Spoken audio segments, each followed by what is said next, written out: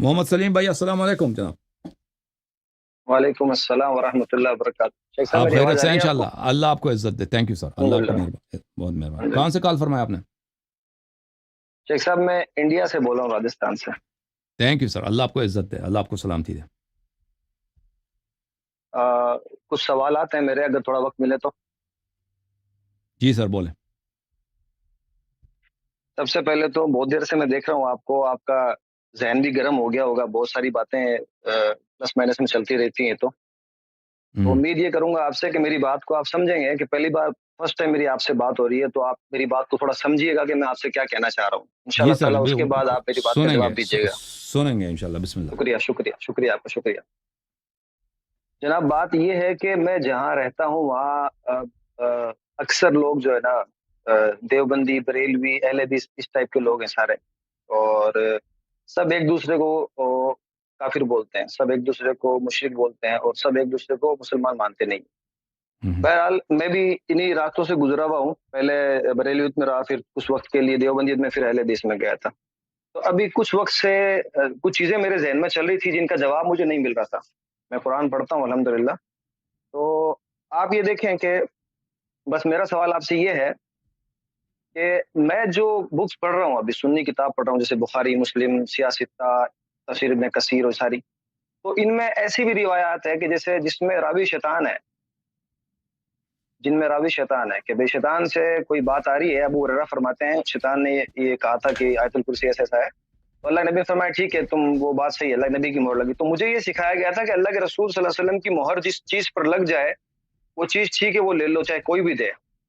तो इस नियत से मैं आज आपके सामने हाजिर हुआ हूँ। हालांकि आपको पता है शिया सुन्नी में कितना इख्तिलाफ है। अब सवाल मेरा ये है शेख साहब के, सुन्नी बुक्स में भी और शिया कुतुब में भी ये बात लिखी हुई है कि ये कुरान जो है ये पूरा नहीं है। जैसे मैंने एक रिवायत देखी थी, इब्न माजा में 1944 है कि ये कुरान जो है, ये इसकी जो मायशा से रिवायत है कि रजम बकरी और खा बड़ी गई। उम्र के लड़के को दूध पिलाने वाली आयत बकरी खा गई थी वो आयत। तो वो इस तरह से शिया कुतुब में भी मैंने सुना है कि बहुत सारी रिवायत ऐसी हैं जिनसे कुरान जो है नाक़िस साबित होता है। और कुरान मजीद खुद अपने बारे में ये कहता है, अल्लाह फरमाता है इन्ना नहनु नज़्ज़लना ज़िक्र व इन्ना लहु लहाफ़िज़ून, हमने इस ज़िक्र को नाज़िल किया, हम इसकी मुहाफ़िज़ करने वाले हैं, हम इसके मुहाफ़िज़ हैं। तो शेख साहब, ऐसा कैसे मुमकिन है कि अल्लाह ताला किसी चीज़ की हिफ़ाज़त करे और फिर उसमें नुक्स निकल जाए? या फिर ये बात आप मुझे समझाइएगा। इस सवाल को थोड़ा और मुकम्मल करता हूँ मैं।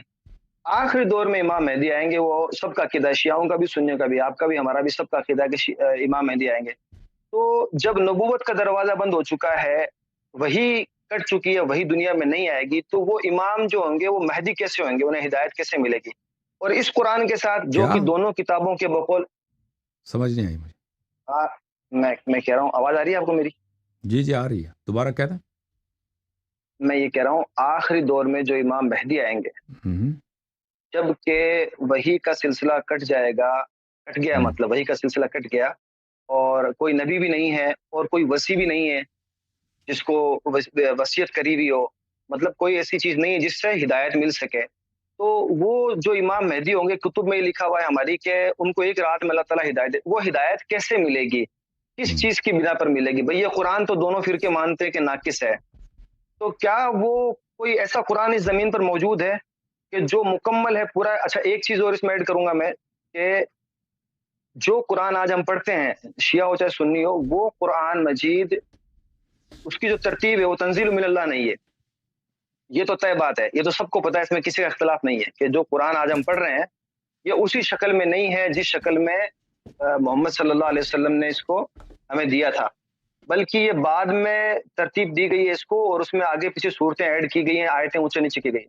तो इस बात की क्या दलील है कि, ये सिर्फ़ मेरा सवाल है, देखिए मेरा कुरान पर कोई एतराज़ नहीं है, मेरा कुरान का अली से या तक पूरा ईमान है। जैसा है मैं उसको तंज़ील मिनल्लाह मानता हूँ, अल्लाह की तरफ से मानता हूँ, मेरा ईमान है। शक मुझे 1% भी ना कुरान में है, ना हदीस में, ना रसूलुल्लाह की ज़ात में सल्लल्लाहु अलैहि वसल्लम, मेरा ईमान ये है। लेकिन सवाल ये है, क्योंकि मेरे से लोग सवाल करते हैं यहाँ पर, मैं हिंदुओं के बीच में भी रहता हूँ और दूसरे लोग भी हैं। तो सवाल ये है कि ये जो कुरान जो इकट्ठा होया हुआ है, ये इस बात की क्या गारंटी है कि ये जो हमारे पास कुरान इकट्ठा हुआ, वो ये सही तरतीब में होया हुआ है, और इसको अल्लाह के रसूल बता के गए थे कि आपको ऐसे इकट्ठा करना है? मेरा सवाल समझ रहे हैं आप? कि भई मतलब इस किसने कहा कि ये कुरान ऐसे कैसे इकट्ठा करना है, जैसा इकट्ठा हो रखा है हमारे पास, जैसे अलहम्द से स्टार्ट होकर के सूरह नास पे खत्म हो रहा है। ये तरतीब रसूलुल्लाह सल्लल्लाहु अलैहि वसल्लम ने बताई थी क्या? اور کیا یہ قرآن لے کر کے امام مہدی علیہ السلام اس دنیا کو سکون دلائیں گے کیا؟ ساری پریشانیاں ختم کریں گے کیا؟ یہ میرا سوال.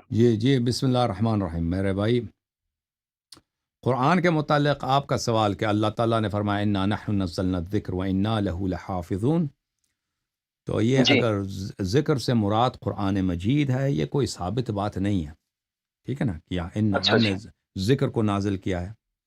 ذکر سے اس میں اگر آپ دیکھیں مفسرین، اب یہ سوال مجھ سے بہت کیا جاتا ہے اور میں نے بہت جواب دیا. غیر شیعہ مفسرین کے کتب میں دیکھیں تو وہ اس پہ کوئی اتفاق نہیں ہے کہ ذکر سے مراد قرآن مجید ہے. وہ اس سے نبوت بھی مراد ہو سکتا ہے، ٹھیک ہے نا؟ وہ مفسرین نے خود کہا کہ ہم نے نبوت نازل کی، ہم نبوت کی ہم حفاظت کریں گے، تو پھر اس کا قرآن سے کوئی تعلق ہی نہیں ہوگا. یا بعض کہتے ہیں کہ اس کا ذکر سے مراد تو قرآن مجید ہے، لیکن لہو جو ہے قرآن کی طرف نہیں پلٹتا، لہو نبی صلی اللہ علیہ وسلم کی طرف پلٹتا ہے. ہم نے قرآن کو نازل کیا، ذکر کو نازل کیا، اور ہم نبی صلی اللہ علیہ وسلم کی محافظت کریں گے، ٹھیک ہے نا؟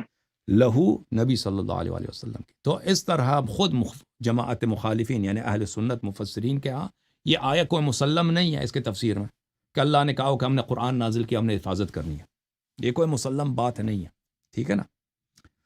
تو یہ بلکہ اس آیہ میں اختلاف ہے، تو یہ متشابہ ایک حدیث آیہ بن جائے گا، یعنی تصریح نہیں ہے اس بات پر. اور پھر اگر ہم کہہ بھی دیں کہ اللہ اس سے مراد قرآن مجید ہے اور اللہ تعالیٰ اس کی حفاظت کا حصہ لیں گا، تو یہ دیکھیں یہ خود بخاری اور مسلم میں روایات بہت زیادہ ہیں کہ جب یمامہ میں لوگ قتل ہو گئے تو عمر گئے تھے ابو بکر صاحب کے پاس کہ قرآن جمع کرو واللہ قرآن ضائع ہو جائے گا، ہے کہ نہیں؟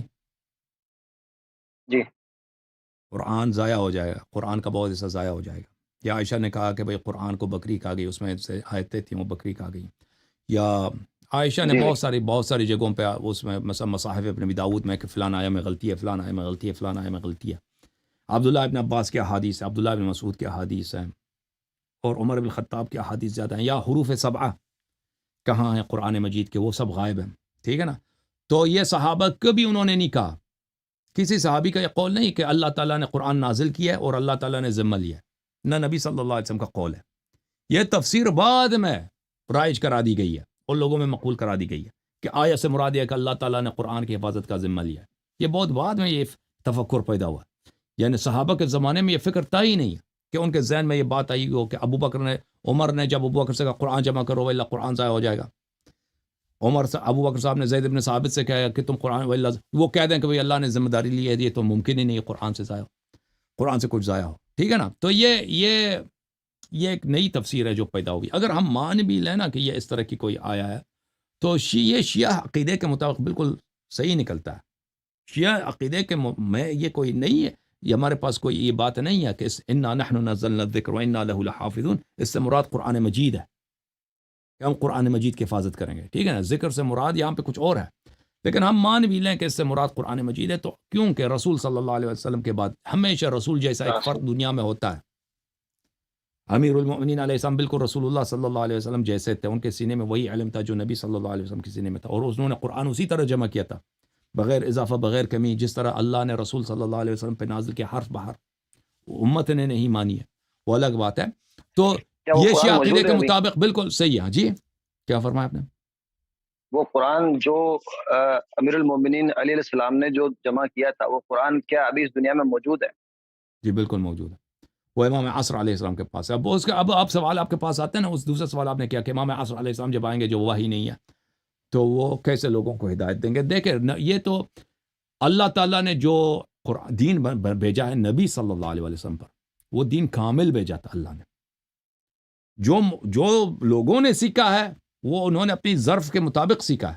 سمجھ میں آ رہی نا بات آپ کو؟ نبی کا علم اور صحابہ کا علم ایک جیسا نہیں ہے. آپ سن رہے نا بات کو؟ جو علم جو معرفت اللہ نے نبی صلی اللہ علیہ وسلم کو دیا ہے، جو نور وہ نبی صلی اللہ علیہ وسلم کے پاس ہے، وہ صحابہ کا ان کا قیاس ہی نہیں ہے. جو دین اللہ نے نبی صلی اللہ علیہ وسلم پہ نازل کیا تھا وہ بالکل کامل ہے، اس میں کسی قسم کا کمی کاستی نہیں، قیامت تک کے لیے کافی ہے اور قیامت تک کسی دوسرے شریعت کی ضرورت نہیں ہے. لیکن جو صحابہ نے سیکھا، ہر صحابی نے اپنے ظرف کے مطابق سیکھا ہے، ٹھیک ہے نا؟ اس نے سب باتیں نہیں سیکھی ہے. اور جو پھر صحابہ نے صحابہ سے جو منقول ہے ہمارے پاس، وہ جو صحابہ کا سب کچھ دیکھا انہوں نے نقل نہیں کیا. دیکھیں نا صحابہ نے مثلا ابو بکر صاحب ہیں, وہ اتنے عرصے نبی صلی اللہ علیہ وسلم کو دیکھتے رہے, یا عمر صاحب ہیں, یا عثمان ہیں, یا عائشہ ہیں, 20 سال 15 سال جتنا بھی ہے, اس میں تو انسان بہت سارے مطالب کو دیکھتا ہے, افعال میں, اقوال میں, صحیح ہے نا. وہ سب باتیں انہوں نے نقل تو نہیں کیا. سمجھ میں آ رہی نا بات آپ کو. اور دوسرے صحابہ کا بھی یہی ہے, دوسرے صحابہ کا بھی یہی ہے اس طرح. اور صحابہ کا بالکل کبھی میں نے یہ پروگرام اس لیے یہ چیز پوچھ رہا تھا میں آپ سے, کیونکہ جیسا کہ پوری دنیا میں ہم دیکھ رہے ہیں کہ نہ تو مسلمان کسی بھی خطے میں سکون سے ہیں, اور ایون غیر مسلم بھی نہیں ہے, جبکہ قرآن مجید کے اندر بار بار اللہ رب العالمین بشارت دے رہا ہے. جیسے سورہ نور میں بھی بشارت آپ دی ہے سن لیں, کہ آپ میری اگر بات سن لیں پلیز, پھر سوال اگلا سوال کر لینا آپ. دیکھیں صحابہ نے عرض یہ ہے کہ صحابہ نے سب کچھ نبی صلی اللہ علیہ وسلم سے نہیں سیکھا, پہلی بات یہ ہے. اور جو انہوں نے سیکھا وہ سب انہوں نے دوسروں کو منتقل نہیں کیا. انہوں نے جو بھی حدیث سنی سب کے سب کو انہوں نے نقل نہیں کیا. عرض یہ ہے, ٹھیک ہے نا. اور کیونکہ 20 سال 15 سال یا 10 سال رسول اللہ صلی اللہ علیہ وسلم بہت سارے خطبے دیے, بہت سارے کام کیے, افعال اقوال سب نقل نہیں ہوا, یہ واضح بات ہے. اور پھر صحابہ کی سیرہ میں جائیں, صحابہ کی سیرہ میں ایسا کوئی پروگرام نہیں تھا کہ انہوں نے ایسا پروگرام بنایا تھا کہ جو انہوں نے باتیں کی وہ ہم سب نقل کریں. نہیں, وہ ضرورت اگر پیش آئی تو انہوں نے نقل کی تو نقل کی, وَإِلَّا بلا ایسے ہی کوئی پروگرام نہیں تھا کہ ایسا کوئی کانفرنس ہو, ٹھیک ہے نا, کوئی سیمینار رکھ دیں کہ یہاں پہ احادیث نقل ہو رہے ہیں تاکہ لوگ حدیث سیکھیں, تاکہ حدیث ضائع نہ ہو. اس طرح کوئی نہیں تھا. کانورسیشن ہوئی ہے بھائی, انہوں نے کوئی یاد آیا کہ بھائی ہم حج پہ گئے تھے ایسا ہوا, ہم فلاں غزوے میں گئے تھے ایسا ہوا تھا, ٹھیک ہے نا. تو وہ ٹکڑے سنپٹس یہاں پہ نقل ہوئے ہیں. سمجھ میں آئی نا بات. بات یہ ہے کہ پھر تابعین کا باری آتی ہے. تابعین نے بھی اس طرح نہیں ہے کہ انہوں نے جو بھی انہوں نے صحابہ سے سنا وہ سب کے سب انہوں نے نقل کیا, اس میں سے کچھ ضائع نہیں ہوا. سن رہے ہیں نا میرے بھائی. یا وہ جو انہوں نے نقل کیا اس میں کمی بیشی نہیں ہوئی. تابعین کو تو لازمی بات ہے, تابعین کی جرح ہوتی ہے. صحابہ کو عادل مانتے ہیں نا, تابعین کو تو عادل نہیں مانتے. تو عرض یہ ہے کہ اب یہ جاتا ہے بخاری مسلم کے دور تک جاتا ہے تو پوری سنت منتقل نہیں ہوئی ہے. سن رہے ہیں نا. حالانکہ دین رسول صلی اللہ علیہ وسلم پہ قرآن اور سنت دونوں کامل ہے, اور جو مسلمانوں کو پہنچا وہ ناقص ہے. تو امام مہدی علیہ الصلوۃ والسلام اس کو کیسے کامل کریں گے, کیسے ان کے وحی بھی نہیں ہے. تو وہ لازمی بات ہے. تو شیعہ عقیدہ یہ نہیں ہے کہ امام مہدی علیہ السلام کتابوں سے وہ علم لیتے ہیں, جو بخاری میں لکھا ہے, مسلم میں لکھا ہے, یا کتاب کافی کلینی میں, امام لا یحضر الفقی میں لکھا ہے. رسول اللہ صلی اللہ علیہ وسلم نے اپنا سارا علم منتقل کیا تھا امیر المؤمنین علی علیہ السلام کو, اور انہوں نے منتقل کیا امام حسن علیہ السلام کو, انہوں نے منتقل کیا امام حسین علیہ السلام کو, انہوں نے امام زین العابدین علیہ السلام کو. اور یہ ان کا علم رسول اللہ صلی اللہ علیہ وسلم سے ہے, یہ مسلمانوں کی کتابوں سے نہیں ہے, یہ مسند احمد سے نہیں ہے, یا کتاب کافی کلینی سے نہیں ہے. ان کا علم رسول صلی اللہ علیہ وسلم سے. اس کے علاوہ رسول اللہ صلی اللہ علیہ وآلہ وسلم نے اہل بیت طاہرین علیہم الصلاۃ والسلام کو کتابیں لکھائیں, کتابیں لکھوا دیں رسول اللہ صلی اللہ علیہ وآلہ وسلم میں. ہمارے ہاں اس کے بڑے ابواب ہیں. مثلا جو رسول اللہ صلی اللہ علیہ وسلم جب بھی قرآن نازل ہوتا تھا اس کو امیر المؤمنین علی علیہ السلام کو لکھاتے تھے, اور اس کی تفسیر بھی لکھاتے تھے. وہ امیر المؤمنین علیہ السلام رسول اللہ صلی اللہ علیہ وسلم کے زبان اقدس سے وہ لکھتے تھے, تفسیر, معنی, شان نزول سب. اور یہ علم کا بہت بڑا وسیع باب اہل بیت علیہ السلام کے پاس تھا اور ہے. یہ ائمہ علیہم الصلوۃ والسلام کے ان کے میراث ہے. اچھا, اس کے علاوہ ملاحظہ کریں, یہ کتاب الاصول من الکافی, یہاں پہ ایک پورا باب ہے, باب الصحیفہ و ذکر الجامع. الاصول من الکافی جلد نمبر 1 جزء اول, یہاں پہ ذکر الصحیفہ والجفر والجامع ومصحف فاطمہ علیہ السلام. یہاں پر کہ رسول اللہ صلی اللہ علیہ وسلم نے تمام احکام الدین, نماز کے جزئی احکام جو کبھی پیش بھی نہیں آتے وہ بھی بتا دیے. کس کو؟ سب کو نہیں, علی علیہ السلام کو انہوں نے لکھے. اور اسلام کے سب قوانین, یہاں تک کہ اگر آپ کسی کے جسم پہ ایسے خراش ڈال دیں اس کا جرمانہ کیا وہ بھی بتا دی. اور یہ فرمایا امام جعفر صادق علیہ السلام نے فرمایا یہ سب ہمارے پاس ہے, یہ سب ہمارے پاس ہے, اور یہ میراث امامت ہے, لوگوں کے لیے نہیں ہے, ائمہ اطہار علیہ السلام کے پاس ہے. تو امام مہدی علیہ الصلوۃ والسلام کے پاس, یعنی جو بھی علم اللہ نے, جبرائیل نے رسول اللہ صلی اللہ علیہ وسلم کو لے کے دی ہے وہ سب کے سب کامل ہے, کبھی اس میں کسی ایک حرف بھی کمی نہیں آئی. بلکہ اس سے میں آپ کو بڑھ کے بتاؤں, کتاب کافی میں ایک باب ہے کہ جو اللہ نے علوم بقیہ انبیاء پہ نازل کیے وہ بھی دنیا سے ضائع نہیں ہوئی. یعنی حضرت آدم علیہ السلام پہ جو وحی آیا ان کو اللہ تعالیٰ سے گفتگو ہوئی, اللہ تعالیٰ نے ان پہ وحی بھیجا ہے, شریعت بھیجا ہے, احکام بھیجے, موعظے ہیں, حکمت ہے, ٹھیک ہے نا. شریعت ان کی شریعت جو ہے ان کی تو نسخ ہو چکی ہے, لیکن بہت ساری باتیں حقائق ہیں جو نسخ نہیں, وہ نسخ ہوتی نہیں ہیں. جو عقیدے کی باتیں ہیں, جو مواعظ ہیں, حضرت نوح علیہ السلام, ابراہیم علیہ السلام, بقیہ سب انبیاء پہ جتنے شرائع نازل ہوئے ہیں وہ سب کے سب وہ موجود ہیں, وہ کبھی ضائع نہیں ہوئی. وہ ہمارے نبی صلی اللہ علیہ وسلم کے پاس تھا. نبی صلی اللہ علیہ وسلم اس طرح نہیں تھا کہ جاہل تھے کہ موسیٰ علیہ السلام کی شریعت کیا ہے یا عیسیٰ علیہ السلام پہ کیا وحی نازل ہوا ہے. سب کو وہ موسیٰ سے بہتر جانتے تھے, نبی صلی اللہ علیہ وسلم عیسیٰ سے بہتر جانتے تھے, داؤد علیہ السلام سے زبور کو وہ بہتر جانتے تھے, ابراہیم علیہ السلام کے صحف کو اچھی طرح پورا پیغمبر کو پتہ تھا. یعنی ہمارے نبی صلی اللہ علیہ وسلم خاتم الانبیاء ہیں, سب انبیاء کے وہ وسیع اور وارث ہیں, ان سب کا علم اور ان کے معجزات ہمارے نبی صلی اللہ علیہ وسلم کے پاس, یہ پورے اس کا اہل بیت علیہ السلام بہت سارے احادیث میں بتا دیے, ٹھیک ہے نا. اور وہ علم نبی صلی اللہ علیہ وسلم کے موت کے ساتھ وہ ختم نہیں ہوا, انہوں نے ان سب کو منتقل کیا اپنے وسیع اپنے وارث کو. تو یہ دیکھیں مسلمانوں کے پاس جو دین ہے وہ ہر لحاظ سے ناقص ہے. وہ دین وہ نہیں ہے جو نبی صلی اللہ علیہ وسلم کے پاس تھا. نبی صلی اللہ علیہ وسلم کے علم کی کوئی حد ہی نہیں ہے. ان کے پاس جو علم تھا وہ ان کے سینے میں وہ بے انتہا وسیع, وہ اللہ جانتا ہے. مسلمانوں کے پاس تو یہی ہے, بخاری مسلم یہ جو لکھا اس میں کچھ صحیح ہے کچھ ضعیف ہے, جو بھی اس میں اختلاف کرتے رہتے نا, یہی حدیث ہے.